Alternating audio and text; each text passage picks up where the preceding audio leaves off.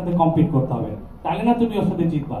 So learn from the best is a good thing, but definitely you have to fight with the best, অথবা তোমাকে compete করতে হবে বেস্টের সাথে।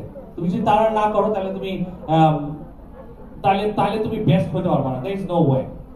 তারপরে every dish tells a story, I already told you, every dish tells a story. আমার lettuce tells a story.